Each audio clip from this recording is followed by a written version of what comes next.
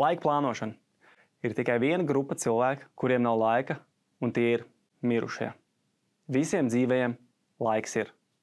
Pats termins laika plānošana ir samērā nepareizi iesakņojies mūsu prātos, jo mēs neplānojam laiku, bet gan savas darbības laikā. Tas nozīmē, ka skatāmies uz to, kas jādara, un ieliekam to kalendārā konkrētajā laika posmā. Šādā procesā nav nekādas laika plānošanas, bet uzdevuma sarindošana secīgā kārtībā. Ideālā pasaulē mēs kā pirmos veicam svarīgākos uzdevumus, pēc tam steidzamos un tikai tad visus pārējos.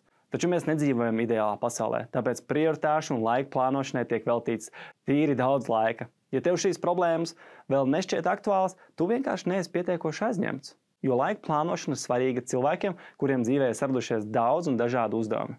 Tad viņi velta laiku, lai izveidotu uzdevumu sarakstu un iet cauri turpmāk uzskaitītajiem punktiem.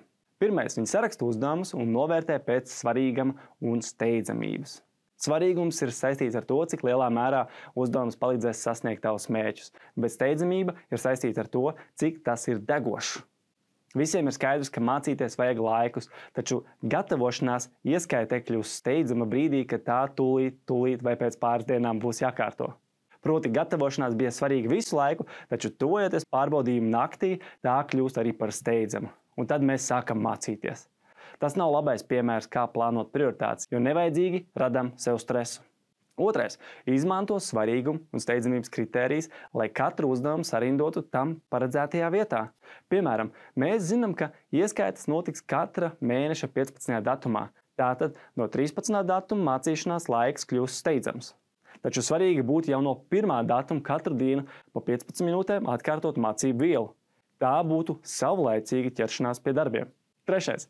Ja tev ir vairāki uzdevumi ar līdzīgiem svarīguma steidzamības rādītājiem, vari izmantot papildu kritērijus, pieņemsim, pieejamību informācijai vai kādam skolotājam, nepieciešamo laika daudzumu uzdevumu izpildīšanai. Iespējams, ir vēl kāds kritērijs, kas tev palīdzēs plānot uzdevumu labāk. Ceturtais. Nozaru profesionāļi atjauno prioritāšu sarakstu katru dienu, lai nodrošinātu, ka viņa uzmanība tiek vērsta uz vissvarīgāko. Uzdevums. Aprēķini, cik daudz dienu un stundu esi jau nodzīvojis no savas dzimšanas dienas līdz šodienai, un cik daudz tev vēl palicis, ja dzīvotu līdz aptuveni vidējam vecumam, kas ir 80 gadi. Ko tu gribētu savas dzīves laikā izmainīt, zinot, cik daudz dienu un stundu tev vēl ir palicis?